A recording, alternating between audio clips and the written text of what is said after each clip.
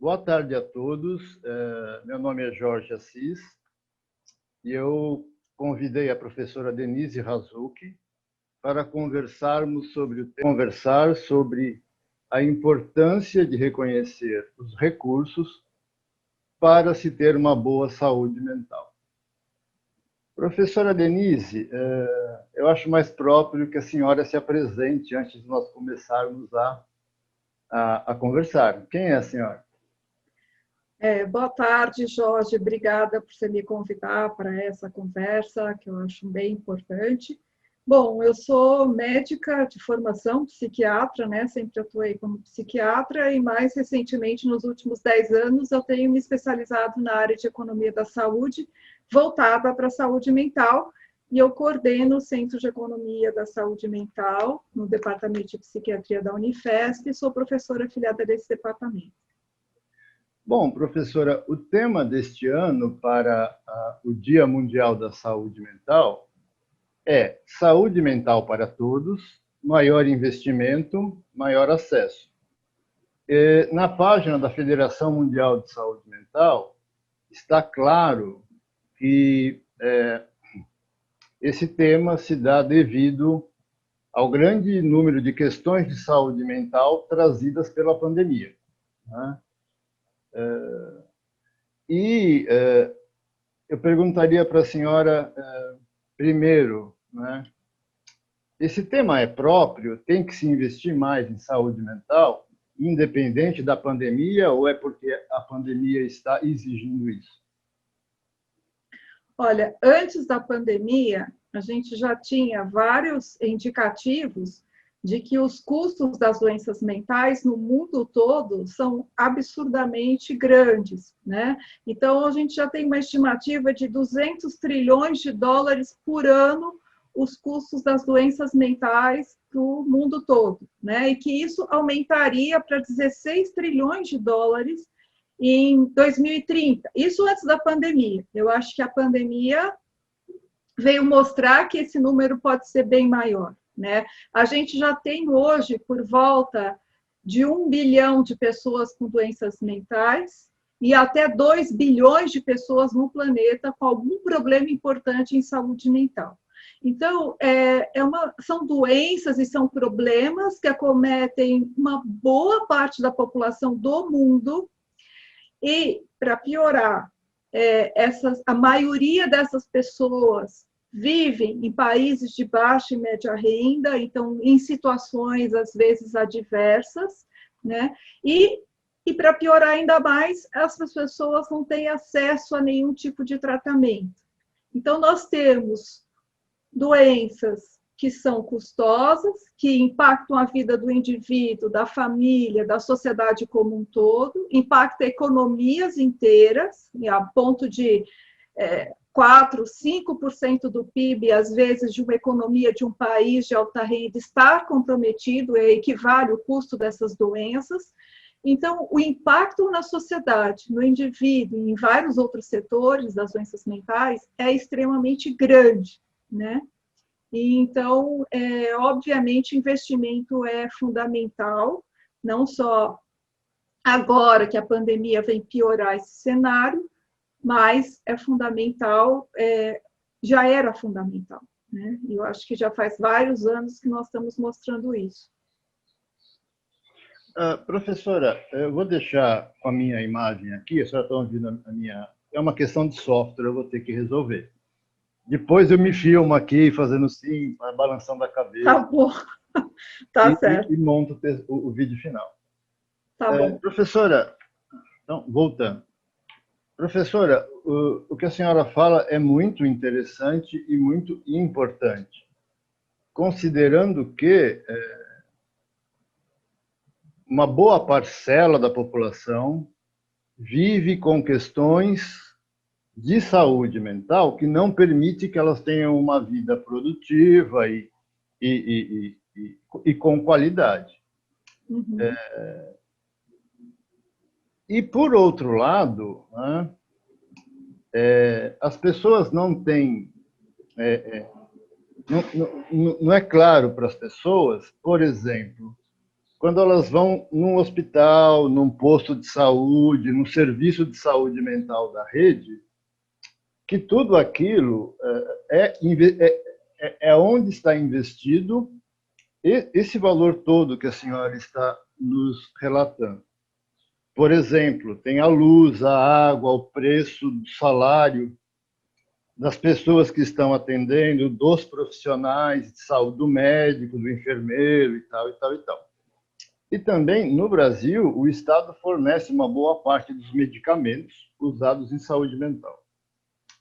É muito comum, a gente sabe que a adesão ao uso de medicamentos é uma questão muito difícil. Mas a pessoa saber que aquela caixa de remédio que ela paga, muitas vezes é o preço do auxílio emergencial, por exemplo, a mesma quantidade, equitativo, né? Ou mais caro que isso. Então, eu fico assim sensibilizado em tentar falar para as pessoas que existe o caminho para o cuidado, de maneira que elas possam também olhar o valor que isso tem, né? Em termos mesmo de economia cotidiana, né? Familiar. Então, eu não sei se se a senhora pode comentar a minha fala, acho que eu falei demais, mas é isso que me toca quando a senhora, ouvindo a senhora falar. Olha, Jorge, isso que você está falando é super importante, porque aqui no Brasil existe uma tendência a não se valorizar o SUS, né, o Sistema Único de Saúde. Se a gente fizer uma comparação com países que também não são de alta renda, que não têm um sistema universal, quer dizer, não têm um acesso gratuito ao sistema de saúde nacional, como vários países, você vai ver que as pessoas empobrecem mais ainda, ou fazem o que a gente chama de gastos catastróficos, elas pagam aquilo que ela não tem, ela se endivida para cuidar da sua saúde e da saúde mental. Então, assim, é uma diferença muito grande que o SUS faz na vida das pessoas, ainda que o SUS tenha um monte de problema, a gente é consciente desses problemas, mas a não ter o SUS é muito mais catastrófico para as pessoas. E você está certo, assim, existe um investimento que não é o que a gente acha o mais adequado, mas ele não é desprezível, né? Então, por exemplo, nós temos para a esquizofrenia várias medicações de alto custo sendo disponíveis no sistema. Às vezes você vai ver outros países, em comparação com outros países, você não vai ter a mesma quantidade de medicamentos à disposição. E são medicações custosas, né? Então, eu acho que aquilo que é investido muitas vezes não é visto pela população. Ele pode não ser suficiente quando a gente quer um tratamento mais integral, que veja todas as outras perspectivas, ou atinja todas as pessoas. Eu acho que muitas pessoas não conseguem ter um acesso adequado, mas ele é substancial de uma certa forma. São medicações realmente caras, não são profissionais, são vários profissionais que você tem que ter para atender uma pessoa com problema mental. Não é só o médico, né? São vários outros profissionais que precisam ser treinados ou trabalhar junto. Então, não é uma coisa... Manter um CAPS não é uma coisa barata, né? Sim. É uma coisa que demanda muitos recursos, não só para abrir um CAPS. O problema não é só abrir um CAPS, mas manter um CAPS e manter com qualidade, manter uma equipe atualizada e integrada, etc. Né? E não é fácil, né? Não é fácil e não é barato para o Estado, né? Doutora Denise, nós sabemos, e eu vou conversar sobre isso muito provavelmente com a professora Rossana Onoco, né? Sobre que assim a atenção em saúde mental na sociedade, no Brasil, ela tem uma história, né? Ela foi puxada por um movimento que se preocupou com a qualidade dos hospitais psiquiátricos lá na década de 60, 70, 80, que eram muito ruins, e existem inclusive documentários. Quem tiver o interesse, eu vou colocar o link do documentário do Hospital Colônia de Barbacena, chamado Holocausto Brasileiro. Houve todo um caminho de humanização. Essas pessoas que ficavam internadas para a vida inteira, isso se interrompeu atendendo as pessoas que adoecem, né, do cérebro, da questão da saúde mental, na comunidade, procurando reintegrá-las no lugar que elas vivem, que a gente chama de território, né? Essas questões eu vou conversar com cuidado com a professora Rossana Onoco, mas eu estou trazendo para a nossa conversa, porque tudo bem, essa é uma atividade de cuidado na saúde mental, e as outras pessoas que têm, a gente chama de questões mentais mais leves, que não são leves, pode ser uma depressão, questões de ansiedade, e outras questões que necessitariam de ajuda, mas é mais difícil de encontrar, né? Com a pandemia, né, nós estamos numa fase meio no meio do processo inteiro, né? Muitas pessoas tiveram que mudar o ritmo de vida, forma de trabalho, e o relacionamento familiar com o mundo. E essas questões está sendo levantada como a terceira onda da pandemia, quer dizer, as pessoas vão sofrer com, vamos dizer assim, consequências do que o coronavírus trouxe. E eu voltaria a falar, então, nesse lado, quer dizer, não ter estigma, não ter vergonha de procurar ajuda, porque não é só quem tem transtorno mental grave e tal. Todos nós estamos expostos a uma situação que pode nos desorganizar, né? E voltando para a economia da saúde, que o tema desse ano da Federação Mundial de Saúde Mental, é que é necessário investir nisso, né? Porque a sociedade vai sofrer consequências, né?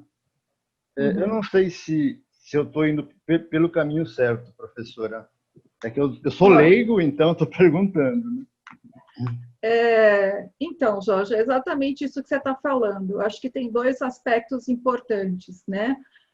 A questão do investimento, ela passa por uma coisa na economia da saúde que passa pelo conceito de valor, né? Você vai investir naquilo que vale mais, naquilo que dá um retorno. E retorno para a gente, aqui não estamos falando de retorno financeiro propriamente dito, mas nós estamos falando de um retorno que acaba sendo financeiro, mas um retorno que, a partir do momento que você tem uma população saudável, uma sociedade saudável, tanto fisicamente, acho que fisicamente todo mundo concorda, eu acho que já existe um consenso, mas agora a gente começa uma discussão. Você ter uma população saudável do ponto de vista mental faz com que as pessoas vivam melhor, trabalhem melhor, sejam mais criativas, se relacionem melhor.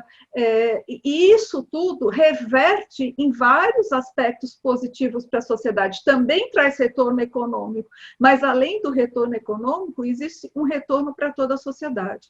Então, hoje é muito difícil você pensar numa empresa ou mesmo num país em que as pessoas estão doentes e esperar que elas vão ser produtivas, criativas e felizes, né? Se fala muito de felicidade, sem uma boa saúde mental. Hoje a gente já tem dados de pesquisa mostrando que um dos maiores vértices relacionados à felicidade não é o quanto você tem de dinheiro, mas é o quanto você tem de saúde mental. Um dos maiores impedimentos, às vezes, de você ter uma boa qualidade de vida está ligado ao você estar com uma má saúde mental.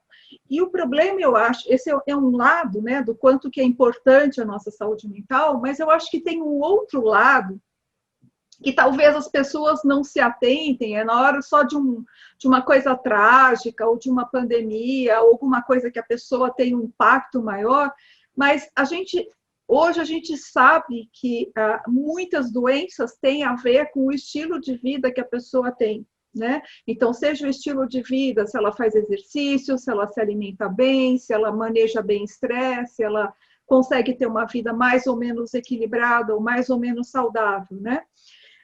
E esses gatilhos todos, quando você não tem um equilíbrio na sua vida, né, tem vários fatores, eles também são fatores somatórios de uma pior saúde mental. Então, não é por nada que a gente vê tanta gente com problemas mentais, né, porque a vida das pessoas não está normal, né, não é só uma questão biológica, com certeza mas não é só uma questão biológica, genética.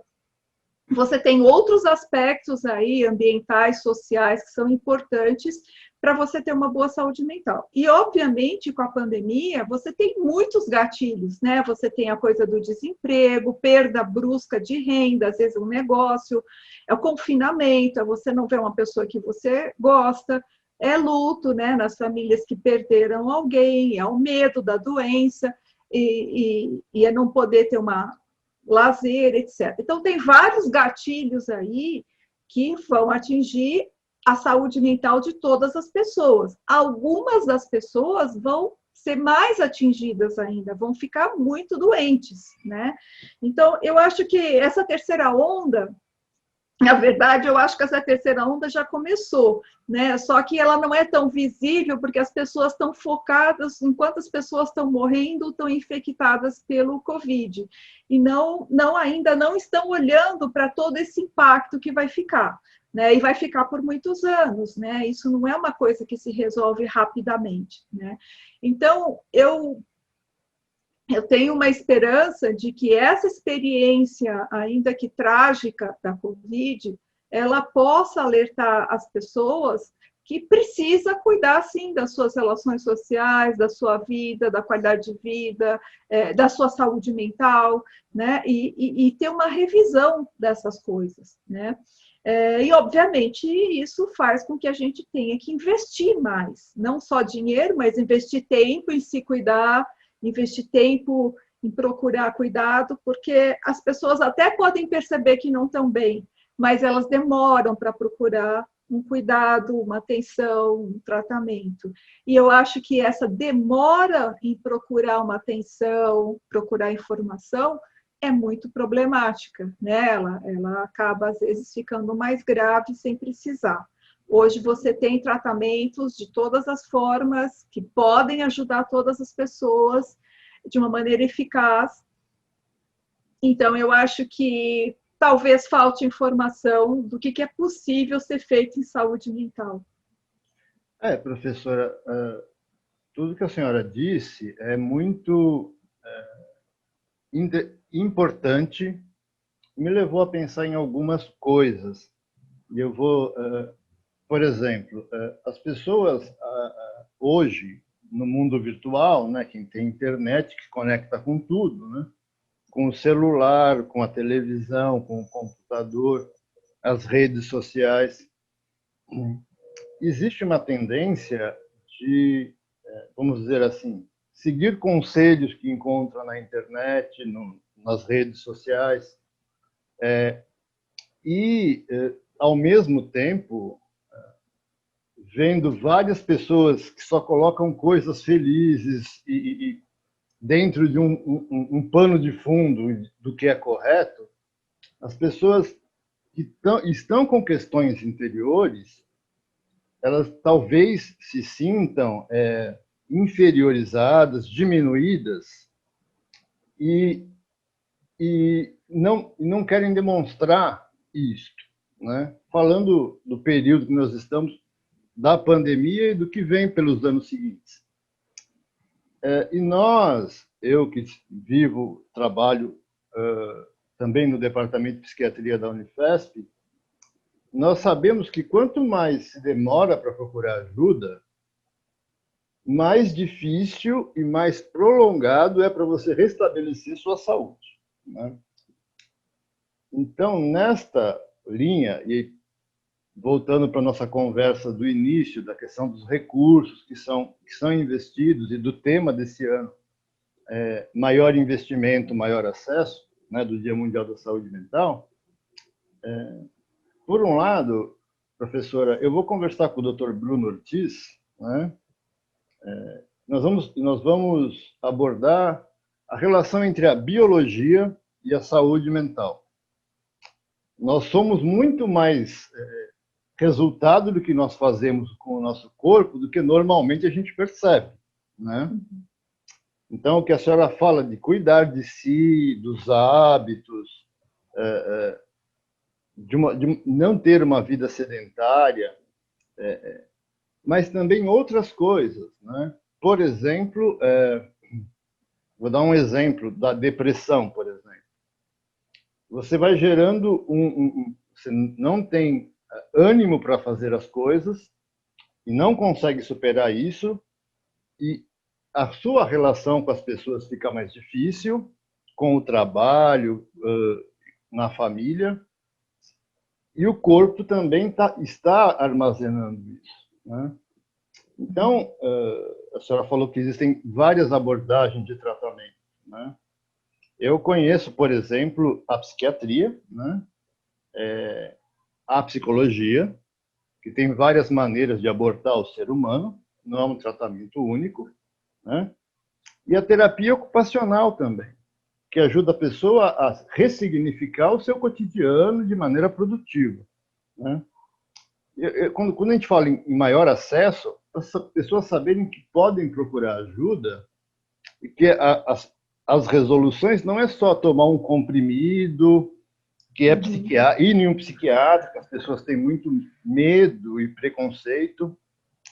Talvez, doutora, essa terceira onda, né, leve as pessoas a cuidarem desses aspectos que eu falei, como a pessoa que cuida do diabetes, cuida do fígado, usa óculos, né, faz exames periódicos, trazer a saúde mental para dentro do âmbito da saúde, que sempre esteve, mas as pessoas a população não enxerga dessa maneira. Sim. É do lugar que eu vejo, né? E talvez meu lugar seja comprometido porque eu vivo com questões de saúde mental há 37 anos. Mas eu acho que o que a senhora está falando nos traz aqui para maior investimento, mas também maior acesso, né? E acesso à informação, inclusive, né, professora? Então, Jorge, eu acho que isso que você está falando é muito, muito importante. Eu acho que, talvez, pensando em Brasil, acho que não é só no Brasil, mas no Brasil principalmente, eu acho que falta uma visão de como integrar essa saúde mental e eu acho que falta uma campanha educativa também para as pessoas. Porque, assim, a OMS, ela advoga que você faça uma organização de serviços de saúde em formato de pirâmide, onde na base estejam aqueles serviços de informação, serviços educativos, os serviços de atenção primária, né, as UBS, os programas da saúde da família, porque é onde a maioria das pessoas vai poder ter acesso fácil, ela pode ir para tirar uma dúvida, ela pode ir para uma consulta, ela não vai chegar perto do psiquiatra, ela vai para um profissional, não precisa nem necessariamente ser médico, dependendo da situação, né? Você tem centros de informação. Esses serviços mais horizontais, eles são muito menos custosos, eles têm uma alta resolutividade, quer dizer, eles podem resolver facilmente a maioria das questões que as pessoas trazem de uma maneira rápida, né? Porque geralmente na atenção primária são problemas simples, às vezes, como você está falando, às vezes um quadro mais leve de ansiedade, não uma ansiedade grave, ou uma preocupação, uma dificuldade de lidar com uma situação, são coisas que muitas vezes você consegue resolver com algum grau de informação e com um outro profissional, tá? Às vezes não necessariamente tão especializado no assunto. À medida que você vai tendo casos mais complexos, você vai também organizando serviços em camadas, em serviços mais especializados, né? Que são serviços mais caros. Por quê? São serviços em que você vai direcionar para algumas doenças específicas e que você vai ter profissionais com treinamento específico para aqueles problemas. E essas pessoas também estão em menor número quando você compara com a população geral, né? Porque a população geral tem problemas comuns entre si, Mas, quando você vai para as doenças, já começa com um grupo bem menor. E você deixa no topo da pirâmide aqueles casos gravíssimos que precisa ir para o hospital. E o hospital é a ponta onde estoura o orçamento na saúde, né? Às vezes, uma porcentagem pequena de pacientes que são obrigados a se hospitalizar, os custos são maiores nessa ponta, né? Em relação a todos os outros. Então, é muito importante que você tenha um grau de cuidado diferenciado e adequado para cada população. E eu acho que falta no Brasil que as pessoas ainda têm uma mentalidade que ela tem que ir no médico especialista para qualquer problema, né? E eu acho que o governo também não ajuda muito a mudar essa ideia, né? Eu acho que falta um modelo educativo. Não adianta você estruturar o sistema como foi estruturado no Brasil, com atenção primária, CAPS, etc., se você também não passa essa ideia para a população, né? Esse modelo de atendimento. E isso também ajuda a controlar melhor os custos, a você não ter desperdícios, né? A ter uma maior efetividade, né? Então, todas essas questões são importantes. E eu acho que falta para a população em geral a noção de que ela pode procurar um serviço até para tirar informação, às vezes até para tirar dúvidas. Eu acho que isso não falta aí uma campanha ou talvez uma organização, não que os serviços não façam isso, mas eu acho que as pessoas não estão tão informadas quanto a isso. Eu acho que esse talvez seja um gap aí do nosso sistema, uma lacuna que a gente precisaria trabalhar melhor, né? Professora, quando eu pensei nos vídeos para o dia 10, né, eu pensei nesses aspectos que, por um lado, eu sei que eu conheço a senhora, assisti os seus cursos, conheço a senhora desde 2008, existe essa questão, né? Quer dizer, aquela história que o cobertor é curto, né? Se você gasta muito em um serviço, um tipo de serviço, vai faltar para outras pessoas. E esse equilíbrio a grande questão no dia a dia dos gestores, né? Que tem que tomar Sim. essas decisões, né? Daí que eu conversei com a senhora com um tema assim transversal da nossa conversa, que é as pessoas as pessoas podem acessar serviços, e que isto existe aí uma série de recursos investidos para que ela possa procurar ajuda para poder ficar bem, não é? Uhum. E esta é uma... Eu falo isso por mim, eu nem estou julgando as outras pessoas, mas a gente só olha para o que está vivendo, a gente não consegue perceber que a sociedade está organizada, que a gente tem que procurar, de alguma forma, usar esses recursos que a sociedade nos oferece, né? Eu tenho 57 anos, eu sou da época do mundo analógico, né, que não tinha essas coisas todas. O máximo que tinha era um telefone e um fax, né?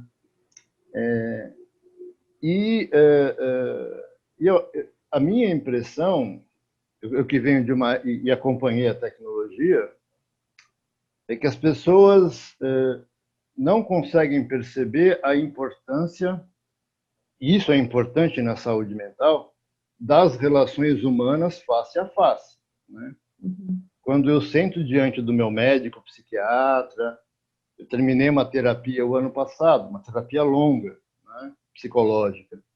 Toda semana, quando eu sento diante da psicóloga, eu sentava diante da psicóloga, é um trabalho de construção, de ajuda, de compartilhamento, né, que ajuda, que assim, pode ajudar muito, né?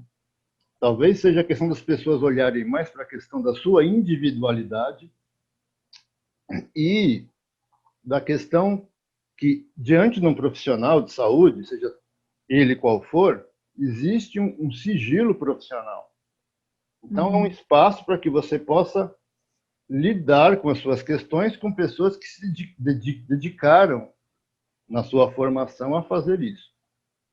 E eu sempre vou falar um pouco mais da psiquiatria, porque é o que as pessoas mais têm medo, né? Quer dizer, eu não estou louco, eu não preciso de tomar remédio para a cabeça, mas às vezes tomar durante um período uma medicação, né, ou aceitar que você tem um problema que é do teu corpo, que precisa desse tipo de ajuda, facilitaria muito a vida das pessoas. Eu fico lembrando do que a senhora disse, quer dizer, a hospitalização, né, procurar um pronto-socorro numa situação crítica, ou ter que ficar internado, né, em um hospital, e não precisa ser só pela questão da saúde mental, pode ser saúde mental que induziu a outras questões biológicas, fisiológicas, né?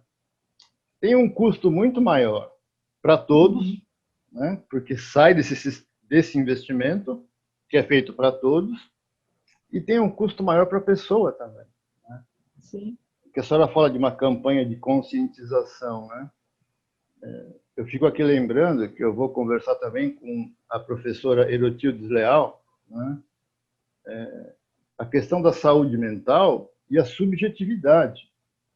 Quer dizer, como nos compreendemos a nós mesmos e como isso pode nos trazer um lidar cotidiano para ter uma saúde mental, né? E também vou conversar com o professor Paulo Dalgalarrondo, né, sobre o que é saúde mental, para que as pessoas tenham uma maior clareza, né?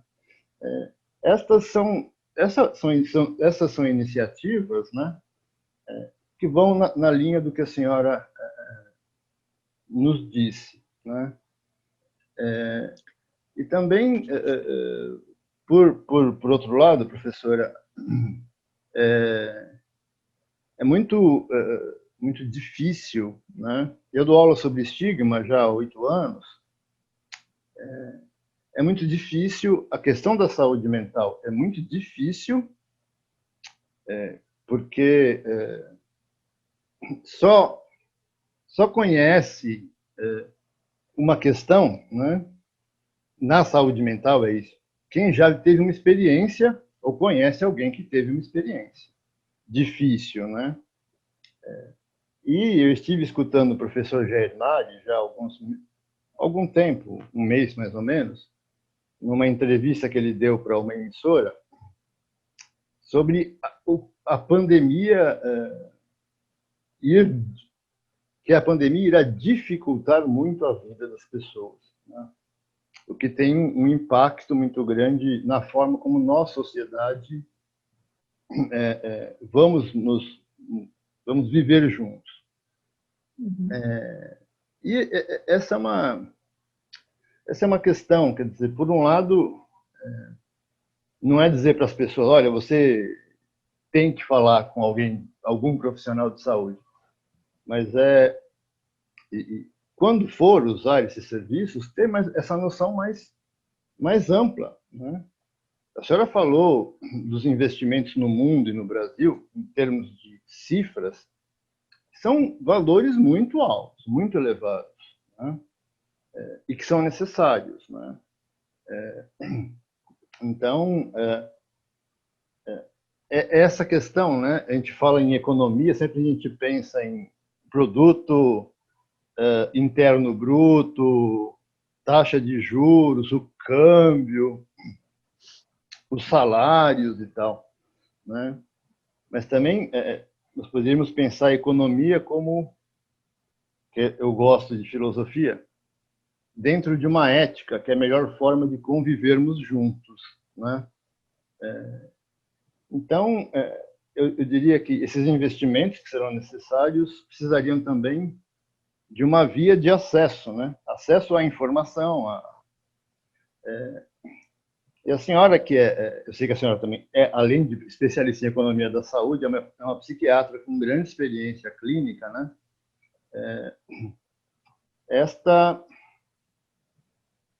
A grande, talvez seja, de alguma maneira, ajudar as pessoas a se conectarem com o mundo concreto, material, né, professora?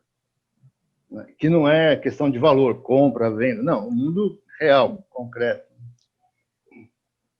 Eu acho que esse está sendo um grande desafio para nós. Eu acho que na pandemia a gente experimentou isso nas últimas consequências. De repente, nós somos obrigados a dar aula online, a fazer entrevistas online, a só conversar com parentes online. E de uma hora para outra, a nossa vida real, né, a nossa vida presencial, passou tudo para ser online. Então, acho que a gente está vivenciando isso ao extremo, né? Quase que ficou tudo virtual, nosso mundo ficou virtual. Mas em tudo isso que você falou, eu também venho me indagando muito, principalmente com as gerações mais novas, que já nasceram segurando a mamadeira e o celular, né?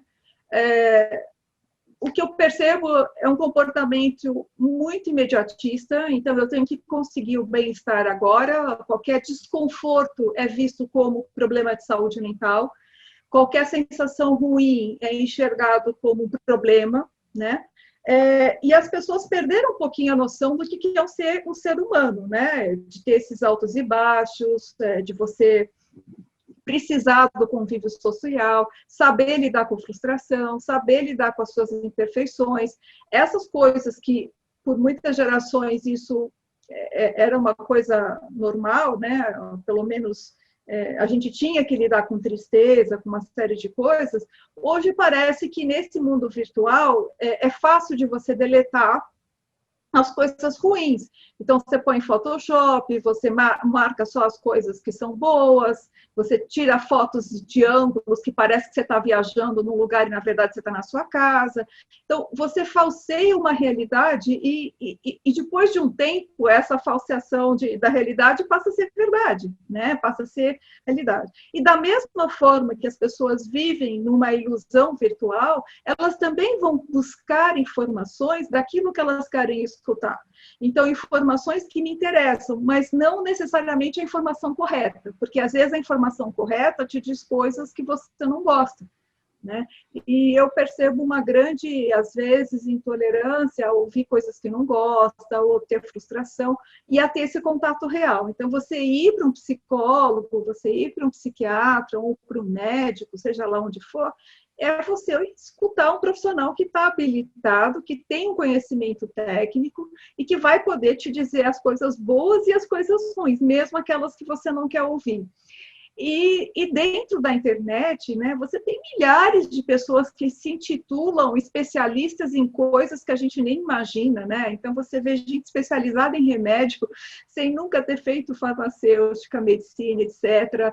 As pessoas se dizem especialistas de tudo, né? Sem ter nenhuma noção. E as pessoas seguem, né? Nós estamos na fase da fake news e da informação pouco precisa, não científica, às vezes.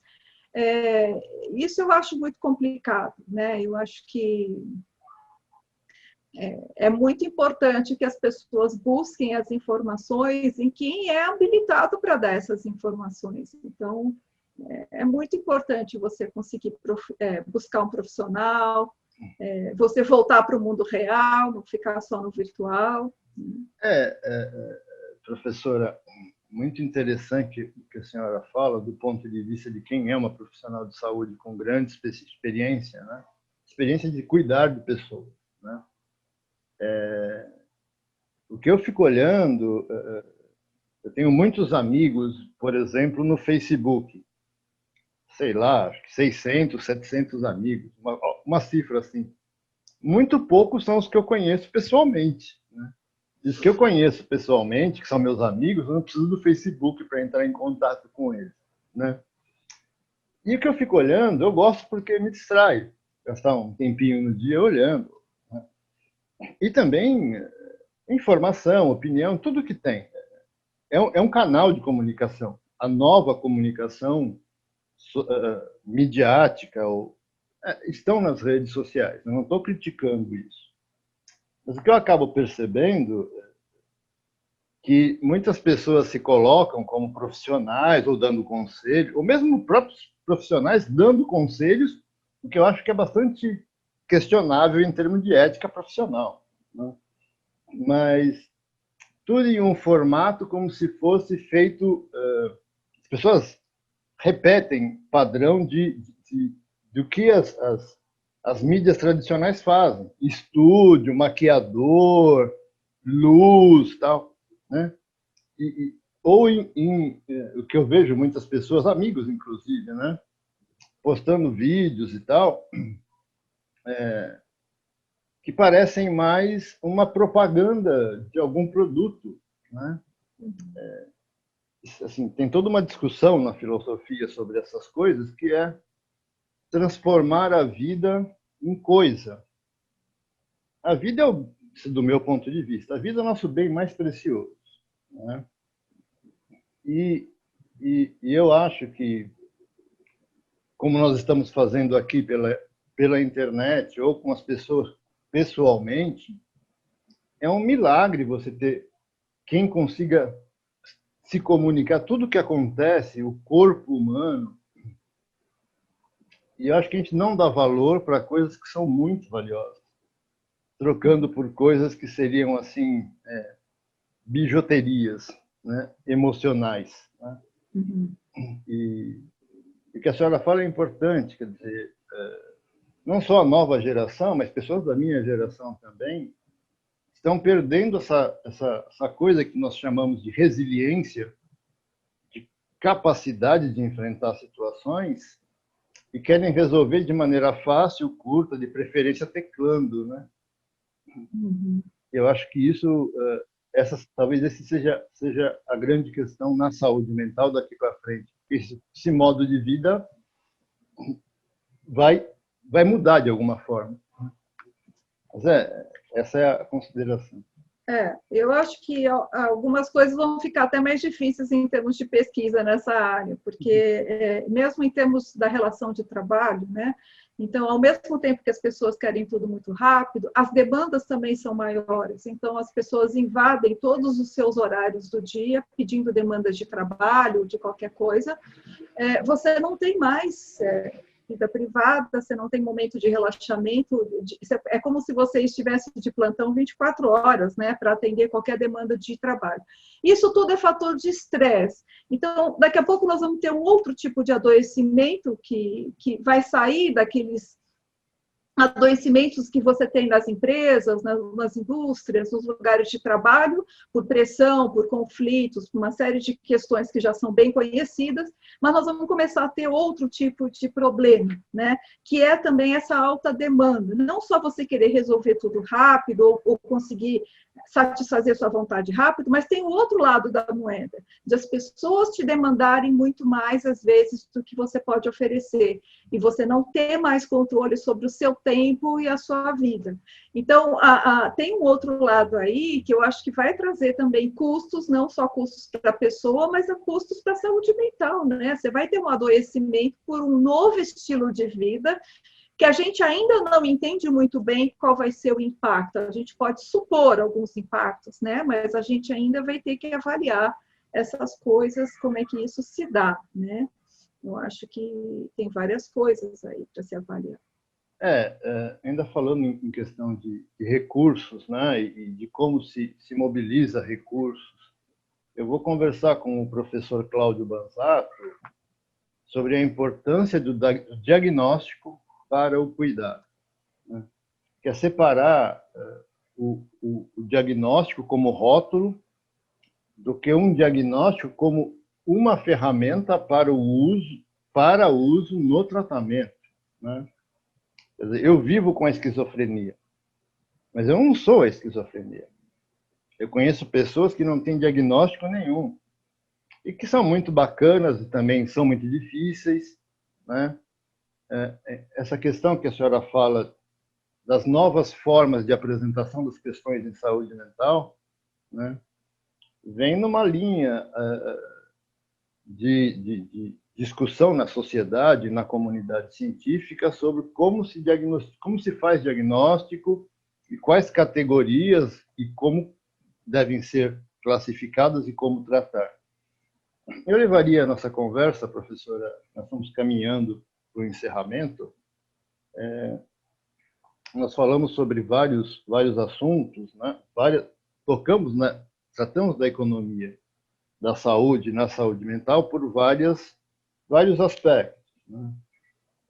e que é isso mesmo. Eu aprendi com a senhora que a economia da saúde, na saúde mental, é todo um universo de questões que precisam ter muita competência para tratar. Nesse tema da saúde mental para todos, né, eu acho que ela é meio que uma provocação, né, professora? Saúde mental é aquela coisa da utopia, né? Quer dizer, nós nunca vamos ter saúde mental para todos, mas também a utopia nos puxa para uma melhoria das condições de vida das pessoas no mundo, né? Dia Mundial da Saúde Mental. E nos traz também uma colocação que é necessário maior investimento, né, para que as pessoas tenham maior acesso. Mas acesso a quê? Acho que nós conversamos um pouco sobre essas questões. Nós não estamos contrapondo saúde mental e doença mental. São variações que a vida tem, às vezes você precisa de ajuda para lidar com essas questões. E eu fico com essa questão, professora. Como levar à prática, né, professora, pensando no Brasil, né? Eu não quero, lógico, que a senhora faça diagnósticos ou recomendações, porque não seria até deselegante eu fazer isso. Mas eu fico com essa dúvida, sabe? Que é uma dúvida minha. Maior investimento e como as pessoas vão receber esse investimento e como elas vão ter acesso. A senhora tem alguma coisa nessa linha que pode nos falar? Então, eu estou pegando uma das suas falas aí, que você falou de saúde mental para todos, uma utopia, né? Se a gente voltar para a década de 70, por exemplo, a gente tinha um índice de mortalidade infantil absurdo, né? Uma coisa... E as pessoas tinham muitos filhos, né? 10, 12, 15 filhos.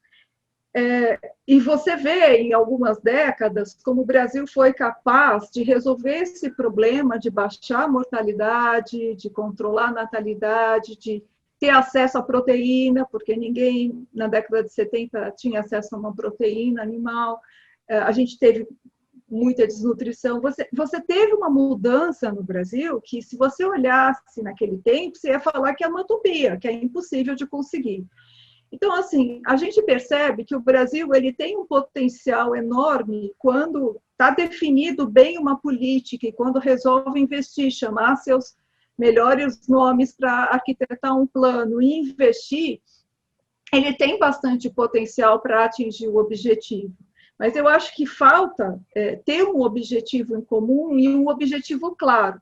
Quando você fala em saúde mental para todos, eu acho que precisa ter uma clareza do que a gente está chamando de saúde mental, porque muita gente coloca a saúde mental como sinônimo de felicidade ou como um sinônimo de bem-estar em geral, né? É óbvio que felicidade para a população do planeta inteiro é muito... Daí eu concordo com você que vai ser utopia, até porque isso não é uma coisa constante.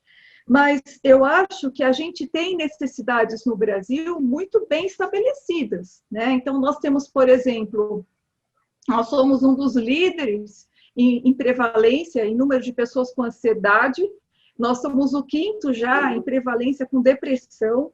Então, assim, nós temos uma quantidade de pessoas acometidas e com pouquíssimo tratamento eficaz, né? Existe tratamento, mas essas pessoas muitas vezes não fazem. Nós temos a questão da saúde materna desde a infância, que interfere na saúde mental da criança, nós temos os quadros psicóticos, nós temos várias questões de saúde mental que são bem documentadas. Eu acho que não é uma questão que não tem essa evidência aqui no Brasil, a gente até sabe quais são as grandes necessidades, né? Política de álcool e drogas e tudo. Mas a gente não tem um plano, o que a gente vai fazer com a saúde mental dos brasileiros nos próximos 10 anos. Você olha no Ministério, cadê os indicadores para a saúde mental? Praticamente não tem, né? Você começa a ver indicadores para outras áreas e não tem. Então, o investimento ele tem que estar direcionado para as necessidades da população. Você ter pessoas habilitadas para fazer isso, né? Você tem que ter treinamento, você tem que ter avaliação periódica, né? Você tem que evitar desperdício, então não adianta investir muito se não for investimento eficiente, inteligente, você tem que avaliar se não está havendo desperdício, etc. Você tem que ter um alvo, né? Não é simplesmente melhorar o que melhorar está bom, né? Eu acho que quando você faz política pública, não é qualquer coisa está bom, você tem que ter um objetivo, você tem que ter um alvo, né? E você tem que ter, ainda que esses indicadores possam ser limitados, mas eles são um termômetro de como é que está sendo, se o seu investimento está indo para o lugar certo ou está indo para o ralo, né? Então, eu acho que a gente precisa de um alinhamento entre a questão do investimento, a questão de um plano de política de saúde mental para os próximos 10, 15 anos. Não é para cada governo faz um plano diferente, nós temos que ter uma política no longo prazo, né? E nós temos que ter uma cultura de avaliação constante. Tem que parar de achar que a avaliação é uma coisa persecutória, uma coisa de castigo, de crítica. A avaliação é para você conseguir corrigir e alcançar o que você quer alcançar, né? E eu acho que sem esse alinhamento e educar a população e ouvir a população, sem esse alinhamento entre o que a população precisa, desenhar os serviços para as necessidades da população, e esse alinhamento entre a questão econômica, a questão da gestão dos recursos e da avaliação, e ter um plano no longo prazo, né, que no Brasil é tudo para agora, para a próxima eleição, eu acho que esse seria o melhor caminho. Eu não consigo ver um outro caminho imediatista que na próxima eleição vai resolver todo o problema. Isso eu não consigo ver. Professora, eu sou muito grato, estou muito gratificado de poder estar conversando com a senhora, com toda essa clareza. As pessoas acham que cientista é o Einstein mostrando a língua, ou o cara pisando na Lua e tal, mas acelerador de partículas. E elas não se dão conta de que, por exemplo, a senhora está nos colocando questões que é fruto de mais de 10 anos de pesquisa na universidade, né? E de uma produção. A senhora tem uma produção muito grande. Um livro que a senhora fez com os maiores especialistas do mundo, que a senhora coordenou. Eu falo que é gratificado em ter a possibilidade de ver a sua análise de uma maneira clara para pessoas como eu, que não têm um conhecimento aprofundado, e para as pessoas também, nesse período que nós estamos vivendo, que ele é muito difícil e complicado com a pandemia, poderem enxergar o valor dos recursos que estão disponíveis e saber chegar até eles, né? Eu acho que, nesse sentido, eu sou realmente muito grato por estar conversando com a senhora. Deixei para a senhora as palavras aí finais da nossa conversa. Eu que agradeço você ter me convidado para essa conversa. E eu acho que a minha última mensagem, eu acho que é a mensagem, se a gente fosse resumir de um jeito mais leigo, uma mensagem de esperança. Eu acho que para todas as pessoas que estão sofrendo, né, ou pensando em acabar com a vida, ou pensando que nada mais vai resolver, ou achando que só vai acontecer catástrofe, ou que a dor ou a tristeza não vai passar, ou que todos esses problemas que a pessoa possa estar encarando na vida, ou que tem que resolver sozinho, ou que tem que aguentar sozinho, ou que tem que usar álcool para resolver esses problemas. Então, seja lá qual for o problema, seja o quanto for grave, ou quanto te causar sofrimento, a mensagem é: isso tem solução, você tem profissionais à disposição que podem ajudar. Às vezes o acesso não é tão óbvio, dependendo da região, não é tão fácil, mas procure na sua região quais as possibilidades de você ter acesso. Se naquela região não tem, tenta em outra. Eu sei que não é igual no Brasil todo, mas assim, a gente tem profissionais habilitados que podem ajudar você. Então, não fique com o problema sozinho, tente procurar alguém, algum serviço, algum setor que possa ajudar, que tem solução. Muito grato, professora. E o que a senhora acaba de nos dizer vem muito ao encontro da, da, da estreia desse meu projeto, que o nome é Cuidado com a Vida, cuidar da vida, né?